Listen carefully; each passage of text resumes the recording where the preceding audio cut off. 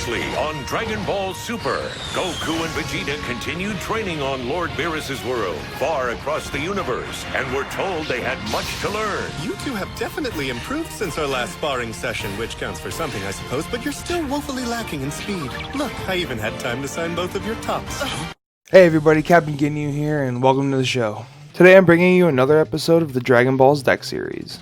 So this episode marks the last episode in the Dragon Ball's Deck series. We here at the Dragon's Nest have decided to take it in a little bit of a different direction. We're still going to feature casual decks, but limiting ourselves to a lower cost on all decks has kind of made it a little bit difficult.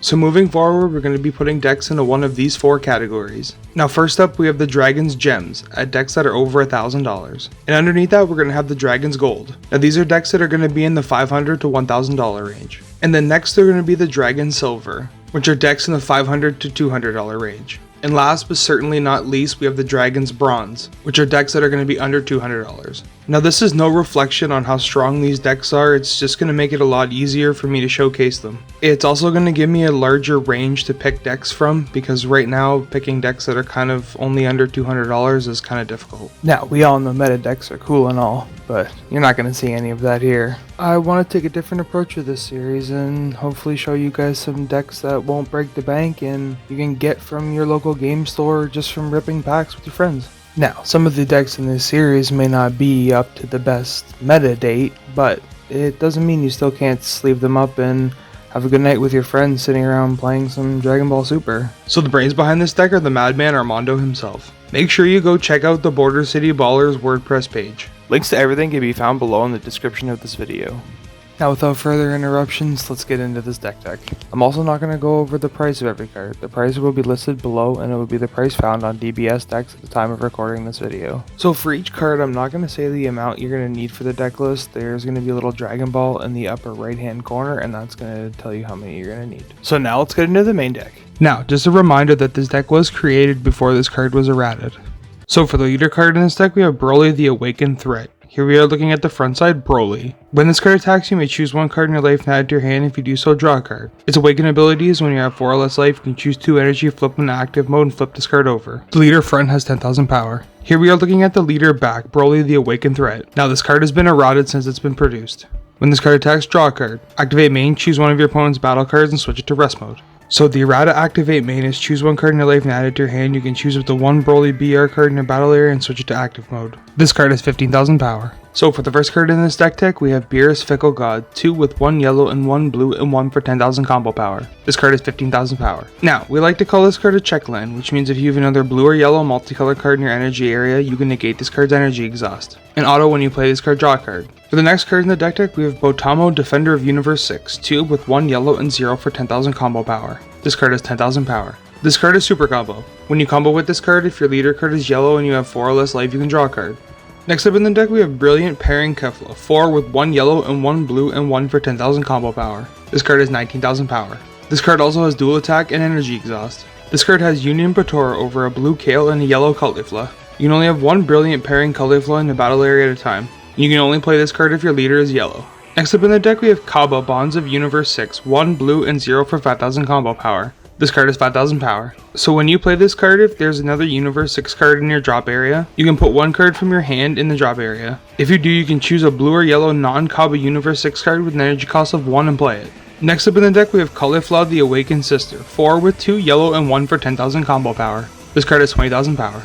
This card also has Double Strike. So when you combo with this card, if there's a yellow Caulifla in your battle area, you can play this card on top of it. So when you play this card, you can choose one of your opponent's battle cards or energy and switch in the rest mode. The next card in this deck is Caulifla the Bold Sister, 1 yellow and 0 for 5,000 combo power. This card is 4,000 power. This card can't be KO'd by your opponent's skills. When you play this card, you can look up to the top 5 cards of your deck and choose one Universe 6 card among them and add it to your hand. Next up in the deck, we have Caulifla Troublemaker of Universe 6, 2 with 1 yellow and 0 for 5,000 combo power. This card has 10,000 power. When you play this card, you can add a life to your hand, and if you do, you can choose one of your opponent's energy and switch it to rest mode.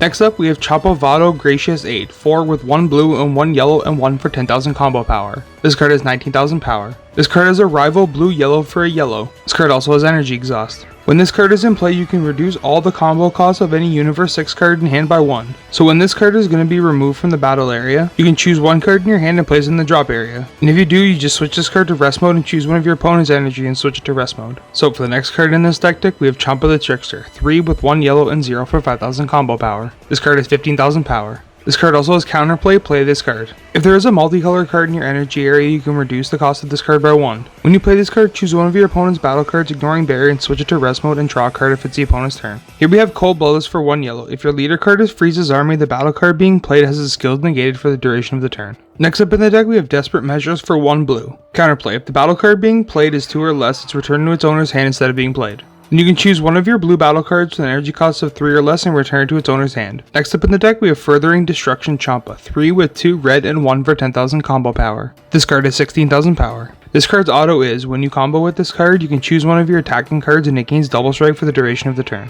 So next up in the deck list, we have Kale the Awakened Sister, 4 with 2 blue and 1 for 10,000 combo power. This card has 20,000 power. This card also has critical. If there's a blue Kale in your battle area when you combo with this card, you can end up evolving this card on top of it.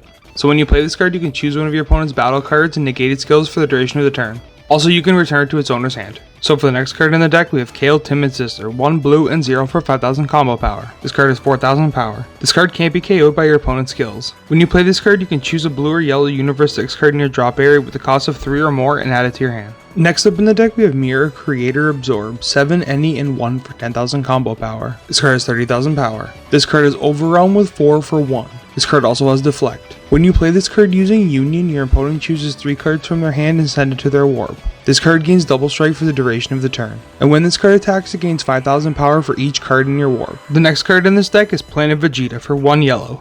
It is a field card. At the end of your turn, switch all Great Ape cards in your battle area to active mode. When you play this card, you can choose one Saiyan with an energy cost of 4 or less from your deck and add it to your hand. Next up, we have Senzu Bean for 1 blue. During combat, you can give a card 5,000 power and flip 2 energy to active mode. The next card in this deck list, we have Time Magic for 1 yellow. Counterattack. If your leader card is yellow, negate the attack. Choose one of your opponent's battle cards, ignoring barrier, and switch to rest mode. And it can't be switched to active mode till the start of your next turn. You can activate this card's skill if you have 5 or more cards in the drop area by taking a life instead of paying its energy cost. And for the last card in this deck, we have Undying Spirit Sun Gohan, 3 with 1 blue and 0 for 5,000 combo power. This card has 15,000 power. Counterplay, play this card. If you have another multicolor card in your energy area, you can reduce this card's energy cost by 1. When you play this card, you can choose one of your opponent's battle cards with an energy cost of 4 or less and return it to its owner's hand. Then if it's your opponent's turn, you can choose a blue energy and switch it to active mode. And now let's check out the side deck.